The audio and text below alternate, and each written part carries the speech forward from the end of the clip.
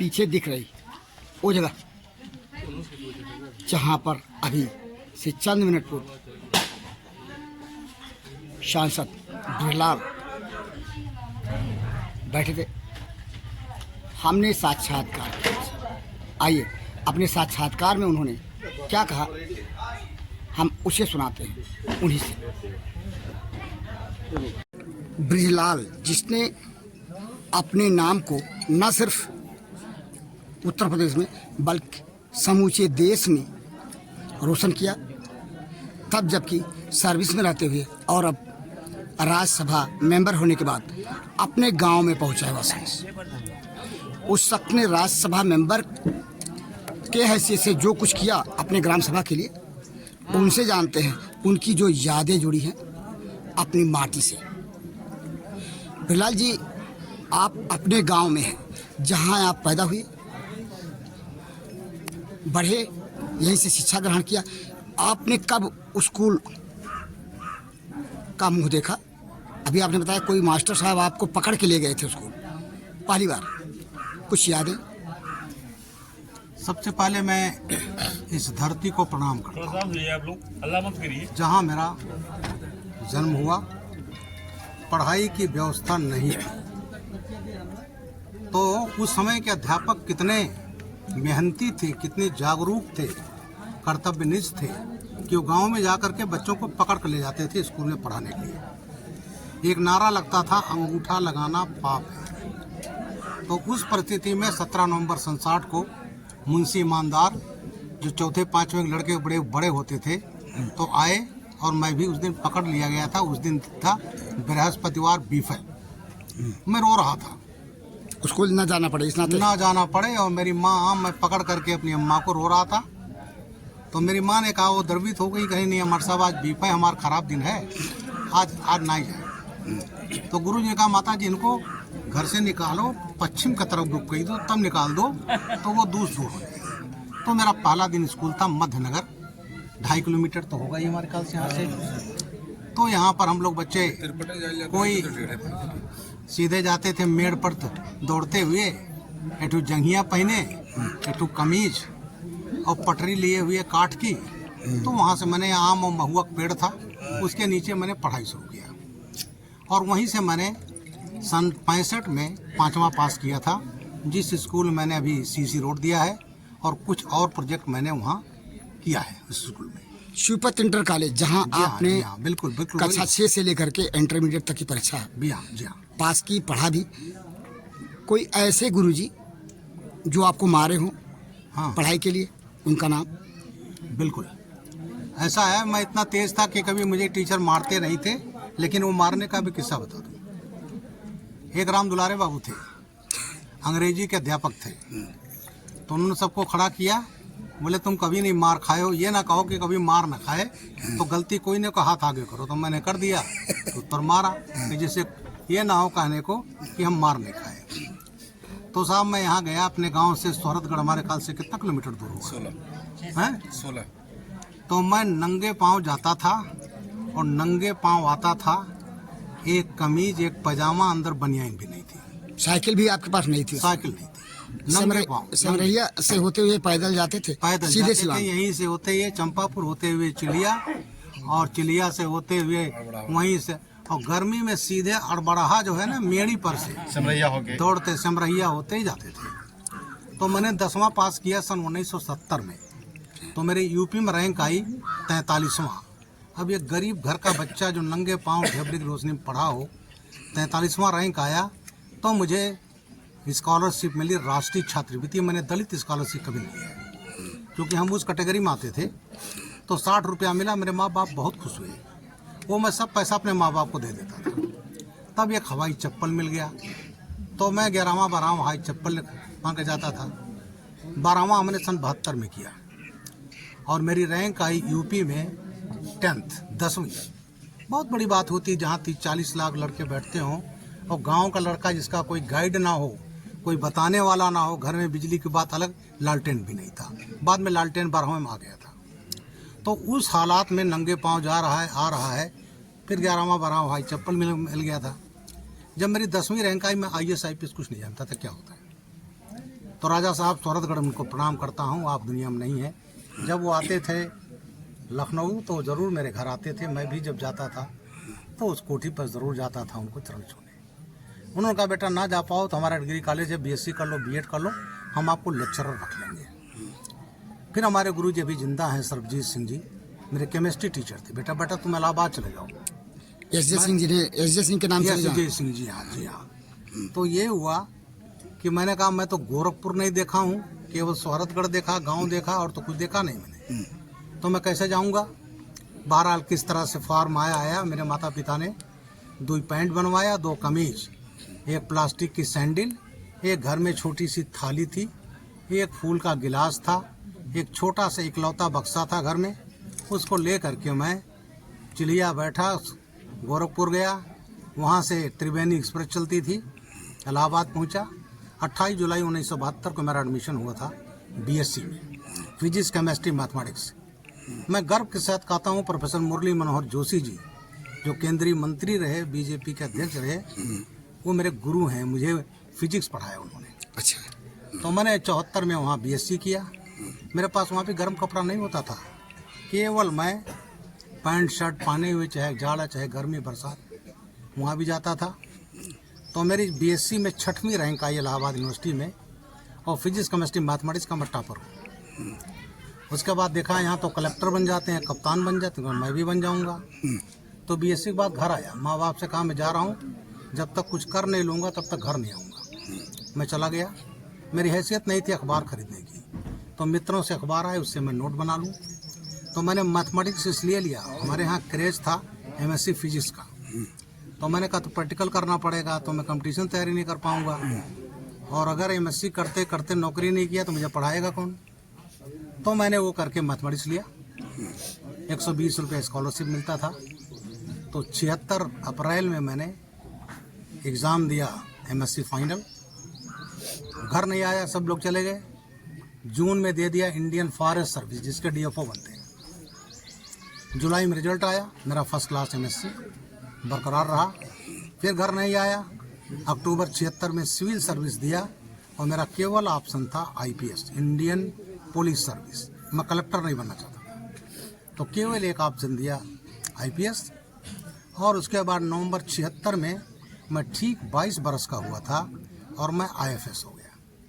मैं देश में सेकंड यंगेस्ट था, ठीक 22 बरस का, 90 लोगों में देश में सेकंड यंगेस्ट था। फिर फॉरेस्ट एकेडमी से बुलावा आ गया देहरादून, वहाँ चले गए, 4 महीना 11 दिन वहाँ रहे। फिर आईपीएस हो गए। उसके बाद वहीं से 11 जुलाई 77 को इस्तीफ़ा दिया, 12 जुलाई को मसूरी। तो इस तरह से हमने पौने 38 बरस सेवा की। और मैंने कभी सोचा नहीं था कि एक गरीब घर में बच्चा पैदा हुआ वो प्रदेश का डीजीपी होगा। 4.5 साल में ADG law and order, special DG law and order, crime, STF, ATS, government का प्रवक्ता, उसके बाद डीजीपी रहा। अखिलेश जी आगे 2012 में मुझे हटा दिया। ठीक है, मुख्यमंत्री का ये हक होता है। बात यहाँ थोड़ी बीच की हम कर रहे हैं। जी हाँ। आतंकवादियों से अपने जान को हथेली पे लेके आप लोहा लेते रहे। हाँ। मेरठ में सुखविंदर सिंह जिंदा के फूफा, हाँ, उसको आपने हरविंदर सिंह दास, वो मैंने कसम पीलीभीत कर- में किया था। फिर अच्छा, हाँ, मुझे सूचना मिली कि वो सबसे बड़ा आतंकवादी था जिसने जनरल वैद को मारा, जो आर्मी चीफ हमारे थे। तो मुझे सूचना मिली, तो ऊंचाई से जाना था नीचे, तो वहाँ दिखाई पड़ जाता था। तो मैं सरदार बना, नकली दाढ़ी बनाई, पगड़ी बांधी, ट्रैक्टर खुद चलाया, और ट्राली में हमारी फोर्स, जिससे वो समझ न पाए कि फोर्स आ रही है। और मैंने उसमें रघुवीर सिंह, जो जिंदा का फूफा था, उसको गिरफ्तार किया सेल्फ लोडिंग राइफल के साथ। और उसके बाद जो हमारा वहाँ अभियान चला आतंकवादियों के खिलाफ, इन्होंने सितंबर 1987 में हमारे 2 सिपाही मार दिए। मेरे डीजी थे मरहूम राजनाथ गुप्ता जी, 55 बैच के, जब मैं पैदा हुआ उस साल। तो मैंने उनसे कहा सर मैं पंजाब जाऊँगा। तो बोले अंग्रेजी में, I don't want my IPS अफसर टू बी किल्ड। मैं नहीं चाहता मेरा आईपीएस अफसर पंजाब में मारा जाए। मैंने कहा सर अगर डर होता तो वर्दी नहीं पहनता, फिर तो आईएएस बन गया होता। तो मेरे एडिशनल एसपी 6 डीएसपी मैंने बुलाया, जो डरेगा वो नहीं जाएगा। तो कोई नहीं गया। तो मेरे 2 दरोगा, महेश शर्मा, बीके त्यागी 10 लड़के पीएसी के, तब ना AK-47 थी ना कार्बाइन थी, पीएसी के सलार थी। और मैंने आतंकवादियों से आर्मलाइट 15 रिकवर किया था। केवल फाइटर में 10 सिपाही, मैं 2 दरोगा, 13 लोग, 2 ड्राइवर। मैं पंजाब में घुस गया अक्टूबर 87 और वहाँ से उठा लाया था। 10 दिन मैंने रेड किया और उसके बाद उन्होंने मैं हिट लिस्ट में रख लिया। 3 बार उन्होंने मेरे ऊपर हमला करने का प्लान बनाया, तो मैं उनके हाथ तक उससे बचता रहा। उसके बाद मुझे 25 आदमी की सुरक्षा रही 96 तक। उसके बाद जब मैं प्रदेश का ADG लॉ एंड ऑर्डर बना, special DG law and order बना, और उसके बाद STF का मैं फाउंडर चीफ हूँ, ATS का। मेरे पास STF, ATS, crime, law and order, और आप लोगों को डेली में ब्रीफ करता था, प्रवक्ता। 4.5 साल रहा, फिर DGP बना। तो एक कहानी और आपसे जोड़ती है पीछे आपके अतीत में। तब जबकि वीर बहादुर सिंह स्वास्थ्य मंत्री थे, आपने लखनऊ में एक सेक्स स्कैंडल को सर्च आउट किया था। वो क्या थी कहानी? ऐसा था, वो सेक्स स्कैंडल था ऐसा कि उसका नाम तो लेना उचित नहीं है, दुनिया में नहीं है। तो बहुत बड़ा सेक्स रैकेट और तमाम बड़े लोगों को सप्लाई होती थी। तो शांतनु मुखर्जी मेरे डिप्टी SP आए, यंग डिप्टी SP। तो मैंने उसको बनाकर भेजा बाबू साहब बलमऊ। तो बाबू साहब बलमऊ बनकर गए, रिकॉर्डर जेब में रखा, कोड था लड़कियों का फाइल। तो उन्होंने कहा फाइल, तो बोले फाइल देखिए, तो लड़कियां दिखाई गई। बोले कि हाँ साहब, और मैं ले जाऊंगा, कितना रेट होगा? बहुत ज़्यादा रेट बनाया गया। बोले कोई बात नहीं, हमें अपने मित्र हैं वो भी।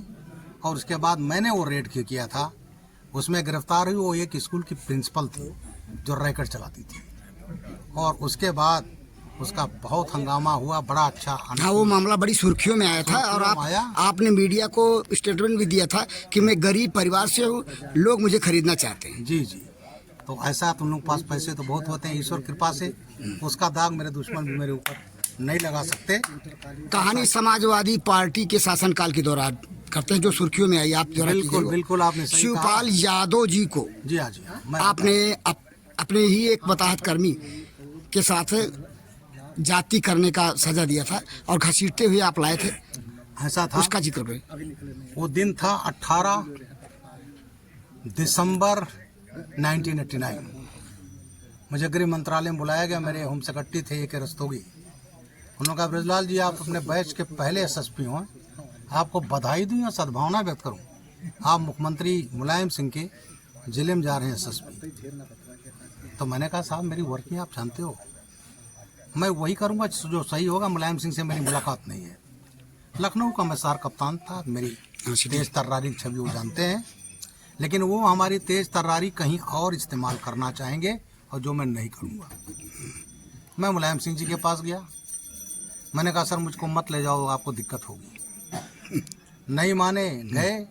और मैं केवल पहले दिन के बाद बता रहा हूँ किस हद तक ये निकृष्टता पर गिर सकते हैं। एक बाबू दर्शन सिंह यादव थे, जिनके 35 भट्ठे 7 राइस मिल थे, जिन्होंने मुलायम सिंह परिवार को पाला। जो क्रांति रथ पर चलते वो सब बाबू दर्शन सिंह का। लेकिन परिवार बाद में 1989 में उनको ब्लॉक प्रमुख, उनको जिला परिषद अध्यक्ष नहीं बनाया, राम गोपाल जी को बना दिया, जो सबसे पहले परिवार देखते थे। और जब मुख्यमंत्री बनाने का आया तो अपने भाई को नहीं बनाया, अपने बेटे को बना दिया। 25 उस घर में लाल बत्तियां, मंत्री 5-5 MP और क्या क्या सब आप सब जानते हैं। उसके बाद उस दिन जब मुलायम सिंह जी दोपहर बाद 18 नवंबर पहली बार 89 में गए, तो शिवपाल ने एक स्कूल था उसमें आग लगवा दिया। और उसमें दर्शन सिंह के, जिनके 35 भट्टे, किसका मुकदमा कायम किया गया? डकैती का। सुबह सुबह 8 बजे आए, लूट लिए स्कूल को, कमरे को लूट लिए और आग लगा दिया। 20 दिसंबर को मैं पहुंचा, माननीय मुलायम सिंह जी थे, वर्दी पानी गया, जय हिंद सर। अरे SSP साहब, आप 2 दिन बाद आए, गाली देकर कहा लूट लिया, आग लग, गिरफ्तार करिए। मेरी 13 साल की नौकरी थी। मैंने कहा भाई, जिसके 35 भट्ठे हों और 7 राइस मिलों जाएगा डकैती करने, वो भी सुबह सुबह। मैंने कहा सर जरा मौका देख लूँ तब देखूंगा। तो कभी नहीं सुनना चाहते, जो उनकी आदत रही और जो लोग उनके लिए करते थे, उनके चेहरे पर अर्ग सी कड़वाहट। मैं गया, देखा झूठा, मना कर दिया। और उसके बाद एक घटना और हुई थी, मेरी किताब आ गई है इटावा फाइल्स, उसको पढ़िएगा। तो उसमें मैंने शिवपाल जी को लॉन्च किया 8 जनवरी 90 को डिस्ट्रिक्ट कोऑपरेटिव बैंक का चेयरमैन का चुनाव। वो सोचते थे मेरा भाई मुख्यमंत्री कोई खड़ा नहीं होगा, लेकिन हाकिम सिंह यादव खड़े हो गए। पुराने कांग्रेसी थे, पुराने, वो कई बार बैंक के अध्यक्ष रहे। तो शिवपाल ने उनको, उनके आदमियों को तहसीलदार की कोर्ट में पीटा, तहसीलदार की फाइल फाड़ दी, किसी पुलिस अधिकारी को भी मारा था। बता रहा हूँ, उसके बाद आ रहा हूँ। और उसके बाद अपने को अनअपोज डिक्लेयर कर दिया और हाकिम सिंह यादव उनके लोगों पर उल्टा एक सरकारी काम में बाधा डालने का फर्जी मुकदमा कायम कर दिया। मैंने गिरफ्तारी नहीं की। डीएम हमसे बोले भाई गिरफ्तारी नहीं हुई, मुख्यमंत्री जी कह रहे हैं। तो मैंने कहा तुम भाई तहसीलदार से पूछ लो अपने क्या हुआ। खैर 2 दिन बाद हर हफ्ते आते थे, मैं गया, मुझे उनके शब्द आज भी याद है। बोले मैं जानता हूँ वो केस झूठा है, लेकिन सालों की हिम्मत हो जाए मेरे भाई का विरोध करें और आप गिरफ्तार नहीं कर रहे हैं। मैंने झूठे केस में गिरफ्तारी नहीं होती सर। तो उस समय मैं 10 दिन में टॉकिंग टर्म पर नहीं रहा। अब आ जाइए शिवपाल पर। वो दिन था, मुझे डेट याद रहते हैं, 8 अप्रैल 90। रामगोपाल जी का फ़ोन आया। उन्होंने कहा भाई साहब शिवपाल ने अपने आदमियों के साथ एक गरीब यादव मास्टर की ज़मीन पर कब्जा कर लिया है, आप मदद नहीं करोगे तो कल जो है पूरा कब्जा हो जाएगा। मैंने कहा भेजो, मैं परिवार का हूँ, मैं कुछ कर नहीं पा रहा हूँ। और मैं रामगोपाल जी की तारीफ़ करता हूँ। जब सीआईडी की जांच आई तो उन्होंने मेरे पक्ष में जवाब दिया कि हाँ मैंने कहा था। हालांकि उसका कोई मतलब नहीं होता, लेकिन वो आदमी कम से कम। उसके बाद दूसरे दिन शाह आलम खान मेरे थानाध्यक्ष थे, सिविल लाइन हरदोई के रहने वाले, वो गए 22 को पकड़ लाए। फिर सैफई गांव के प्रधान, उनका नाम भी दर्शन सिंह यादव था, जिसको अखिलेश ने जस भारती दिया, वो 3 लोगों के साथ गए। और जैसे उस समय दबंगई थी, लोग गए थाने घुस करके, छोड़ इन सबको। उसने कहा भैया मैं कौन आप हैं? बोले मैं बताऊंगा कौन है तो तू वर्दे में पेशाब करने लगेगा। और उसको झापड़ मार दिया शाह आलम खान को। शाह आलम खान ने 22 से 3 और 25 को बंद कर दिया। फिर किसी ने बताया शिवपाल को कि जाओ अब तो घर की इज्जत चली गई, चाचा भी बंद हो गए। फिर शिवपाल ने 100-150 आदमी राइफल बंदूकों के साथ डकैत की तरह, आतंकवादी की तरह थाने पर हमला किया। थानाध्यक्ष चेयर बैठा, उसको खींच करके पीटा गया, जमीन पर डाल करके लात घूंसों से पिटाई और सब मुलजिम छुड़ा कर ले गया। जब ये घटना होती है, जब मैं पहुंचा तो पिटा हुआ मुझे दरोगा खून से लथपथ मिला। और तब तक हमारे डीआईजी, वो एसपी थे, उनको डीआईजी बना दिया था माननीय मुलायम सिंह ने, जेएस गुंगेश। वो सीधे आने के बजाय डाक बंगले पर दरोगा को देखने घायल शिवपाल के घर गए और जो मुलजिम छुड़ा लिए गए थे 4 से फर्जी मुकदमा थानाध्यक्ष पर कायम करा दिया। क्या? मेरी घड़ी छीन ली, मेरा चेन छीन लिया। जो सड़क छाप मुकदमे रात में 12 बजे डाक बंगले पाए। बोले ब्रजलाल जी मुख्यमंत्री चाहते हैं कि शिवपाल जी को आज ही क्लीन चिट दिया जाएगा और शाह आलम खान को जेल भेज दिया जाए। मैंने कहा व्हाट? जिस थानाध्यक्ष ने सही काम किया आप कह रहे? बोले मुख्यमंत्री जी की ये इच्छा है। तो मैंने कहा जब तक मैं एसएसपी हूँ तब तक ना आप कर पाओगे और ना मुख्यमंत्री कर पाएंगे। उसके शाह आलम खान बुलाए गए। पिटा हुआ दरोगा जैसे अपने सुराई किया, शिवपाल कहने को शिवपाल थाने नहीं आए। बोले साहब वही आए तो मैं कैसे झूठ बोलूं? बोले ऐसा सच बोलने से क्या फ़ायदा जिसके खुद के हाथ पांव कट जाएं। उसके बाद बड़ा इमोशनल हो गया वो लड़का। उसके मुंह से निकला मैं साहब देश का नागरिक भी हूँ। तो एक कागज फेंका, लिख इस्तीफा, ज़बरदस्ती लिखवाऊंगा। फिर मैं अपने डीआईजी को सर भी नहीं कहा। मैंने कहा this is too much mister गुंगेश।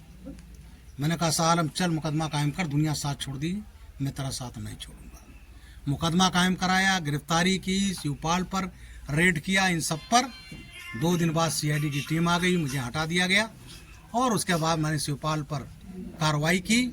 ना केवल शिवपाल, जितने लोग इनके थे और तमाम मुकदमे ये फर्जी का करवाते थे, सब पर लिए हमने। और मात्र 80 दिन में रहा। मुझे बर्खास्त करने का मुलायम सिंह ने वो भेजा अपना रिकमेंडेशन, लेकिन हम तो राष्ट्रपति का अपॉइंटी हैं। और मैं उस परिवार से लड़ता रहा। जब ये आते थे तो मुझे ऐसी ऐसी जगह भेज जो प्रताड़ना कर सकते थे, इन्होंने किया। अखिलेश जब मुख्यमंत्री आए तो इन्होंने 19 मई 2013 को मेरे खिलाफ 12 बंकिम हत्या का मुकदमा कायम किया। किस बात का? मैंने आतंकवादी पर पकड़े। अब वो पकड़े आतंकवादी तो वो गया फैजाबाद कोर्ट में, लू लगने से 12 बंकी मर गया। इन्होंने कहा ब्रजलाल ने मरवा दिया। मैं डीजी सिविल डिफेंस डीजीपी से हट चुका था और मेरे खिलाफ हत्या का मुकदमा कायम हुआ और मेरे सहयोगियों के 42 लोगों के खिलाफ। और उसके बाद मुझे जेल भेजने का प्रयास किया। मेरे एक अधिकारी चुपके से आए रात में, बोले साहब आप हट जाए, कहीं चले जाए, नहीं गिरफ्तार कर लेंगे। मैंने कहा अगर देश हित में गिरफ्तार करेंगे तो मैं प्रसन्न होऊंगा। हम नौकरी के 2-2.5 साल बचे हैं, जेल में रहूँगा। उसके बाद मैंने कहा नहीं जाऊँगा।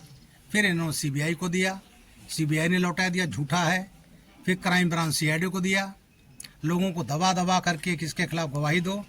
खैर योगी आदित्यनाथ जी आ गए तब जुलाई 17 में उस हत्या केस में। तो ये कहना चाहता हूँ, इस परिवार ने जो कर सकते थे मैक्सिमम उन्होंने किया। और मेरी एक पुस्तक अभी तो मेरे पास नहीं है इस समय, अमेजन पर है, इटावा फाइल्स, वो ले लीजिएगा तो आप होगी समाजवादी पार्टी का क्या चरित्र। बसपा शासन काल में आपको पदोन्नत, हाँ, डीजीपी तक आप बने। फिर बसपा से आपकी खटकी क्यों, क्या बात थी? बसपा से नहीं खटकी, फिर ऐसा था नहीं। हाँ, आप क्या मामला पॉलिटिकल की बात कर रहे हो। हाँ, थोड़ा आप ऐसा पॉलिटिकल है भी, सही बात। पॉलिटिकल सवाल। देखिए मायावती से मेरा संबंध था एक मुख्यमंत्री एक डीजीपी का। 4.5 साल में ADG law and order, special DG law and order रहा, उसके बाद डीजीपी बना। और हमारे अधिकारी, और मुझे कहने में कोई अड़चन है, दलित अधिकारी, वो चाहते थे मैं डीजीपी ना बनूं। खैर उनके पास कोई था नहीं तो मुझे डीजीपी उन्होंने बनाया, इसके लिए उनका कोई एहसान नहीं है। लेकिन 5 साल मैंने खून पसीना ये कर दिया। जो कहा जाता है कि बीएसपी में लॉ एंड ऑर्डर बहुत, वो मेरा था। मेरे लिए हेलीकॉप्टर होता था, हवाई जहाज कहीं होती थी, मैंने गोली चलाई है खुद। अब लाइव टीवी लाइव है इसका? जी हाँ, लाइव टीवी लाइव भी है। उसके बाद जब मैं रिटायर हुआ, मुझे राजनीति से कोई मतलब नहीं था। मेरी अंतिम मुलाकात बहन जी से हुई थी 1 जनवरी 2014। मेरे 11 महीने नौकरी बाकी, सब लोग गए, हम भी गए, बधाई दिए 9 वर्ष। उसके बाद हमने 5-6 बार टाइम मांगा। हमने सोचा कि भाई मैं इनका डीजी रहा हूँ, दलित भी हूँ, जा करके कट से मिल लूँ। मुझे टाइम नहीं दिया गया। पता चला पहले 1 लाख रुपया मिनिमम जमा होता तब दर्शन होते हैं। मैंने ईमानदारी से नौकरी की, भैया मैं क्यों 1 लाख रुपया। मैंने कहा जब अपने डीजीपी को, जो आपका कमांडर रहा इन चीफ, उससे आप पैसे की अपेक्षा करोगे मिलने की, तो आप किस गरीब दलित को जो है मिलेंगी। और आज वही कायम है, ख़त्म हो गई। अब उसके बाद मुझे 5 लाख रुपए नौकरी ऑफर हुआ वाइस चांसलर से भारतीय मेडिकल यूनिवर्सिटी मेरठ। मैं गया नहीं। उसके बाद कुछ बीजेपी के लोग आए, बड़े लोग, और उन्होंने जानते थे मुझे राजनीति से कोई मतलब नहीं है। और मेरे 2 मित्र, छोटे भाई सलम मनी त्रिपाठी, मनोराजन त्रिपाठी, दोनों मेरे घर आए, बोले भैया अब तो रिटायर होने का हफ्ता रह गया, बीजेपी में क्यों नहीं आ जाते। मैंने कहा ब्रजलाल तो जिंदगी भर पॉलिटिशियन के खिलाफ लड़ता रहा, वो कह रहे हो राजनीति। बात खत्म हो गई। 30 नवंबर 14 को रिटायर हो गया। 3-4 दिन के बाद सलम बोले भैया मेरे दफ्तर आ जाओगे। मैं गया तो देखा माननीय सुनील बंसल जी बैठे हैं। लक्ष्मीकांत वाजपेयी जी के जिले का एसएसपी रहा, वो घर आ गए। तो इस तरह मैं बीजेपी में आ गया। और बीजेपी में आकर बीजेपी ने मुझे बहुत सम्मान दिया। मुझे यहाँ से कपिल वस्तु से चुनाव लड़ने कहा गया, मुझे सोलम बता दिया गया था। मैं 2 बार आया भी, देखा भी, लेकिन मैं गया, मैंने पार्टी से कहा मैं चुनाव नहीं लड़ूंगा। बोले क्यों? मैंने कहा मैं लखनऊ बस गया हूँ, 2 दिन के लिए जाता हूँ, डीजल पेट्रोल रुकने में मेरा 14-15 हज़ार रुपया खर्च हो जाता है, वो अपने पेंशन से मैं नहीं कर पाऊंगा। दूसरा, पब्लिक चाहेगी शादी विवाह मरनी करनी सब में आए, मुझे लखनऊ रहना, मैं तो गुजरौली में बस नहीं आ रहा हूँ दोबारा, तो इसलिए मैं वो नहीं कर पाऊंगा, न्याय नहीं कर पाऊंगा। तो मैंने मना कर दिया। फिर एक दिन मुझे मुख्यमंत्री कार्यालय बनाया गया और योगी आदित्यनाथ जी ने मुझे बना दिया चेयरमैन ST कमीशन और राज्य मंत्री। और अक्टूबर 2020 में रात में 9 बजे बताया गया डीजी साहब आइए, और मैंने अपना नॉमिनेशन फाइल किया 27 अक्टूबर 2020 और मैं बन गया सांसद। और सबसे बड़ी बात, मुझे 2022 में बना दिया गया chairman parliament standing committee on home affair. 31 सांसद होते हैं और मुझे चेयरमैन बनाया गया। और मुझे इस बात का फख्र है कि जो नई आपकी IPC की जगह भारतीय न्याय संहिता आ रही है, CRPC की जगह भारतीय नागरिक सुरक्षा अधिनियम आ रहा है, एविडेंस एक्ट की जगह आ रहा है साक्ष्य अधिनियम, वो मुझे उसको देखने का, उस पर लोगों के विचार सुनने का, फिर उस पर रिपोर्ट बनाने का 3 महीने मैंने बहुत मेहनत किया और करके मैंने वो तीनों बिल जो थे धनतेरस के दिन मैंने उपराष्ट्रपति जो राज्यसभा चेयरमैन होते माननीय धनखड़ जी को प्रस्तुत किया। 19-20 दिसंबर को 15 घंटे का डिबेट चला लोकसभा में, 21 को राज्यसभा में, और मैं पार्टी मेरी मैं शुक्रगुजार हूँ अमित शाह जी का, प्रधानमंत्री जी का, मैं मेन स्पीकर था और सांसद कानून जी, बन गया है। ये लंबी कहानी आपकी, आपके घर के, आपके गांव के या सिद्धार्थ नगर के लोगों को हम तो सुनाएंगे ही। एक सवाल आपसे अंतिम, बिल्कुल। कि ब्रिजलाल के हैसियत से बड़की गढ़ी में फिर कब नहाएंगे? बिल्कुल नहाएंगे, बड़की घर जिसमें हवाएं यहाँ इस गांव की जनता, आपके गांव की जनता जानना चाहती है कब नहाएंगे? बचपन में नहाए आपने वादा हम किया। नहाएंगे, बिल्कुल तैरेंगे साहब। इसको मैंने किया, अभी पानी और आपके इसी आश्वासन के साथ थैंक यू, थैंक यू। सुना आप सांसद ब्रिजलाल को, जो कि अपने गांव में आए और अपने गांव में आकर अपने गांव के लोगों के बीच यक्ष प्रश्न से साक्षात्कार देकर एक लंबी कहानी सुनाई।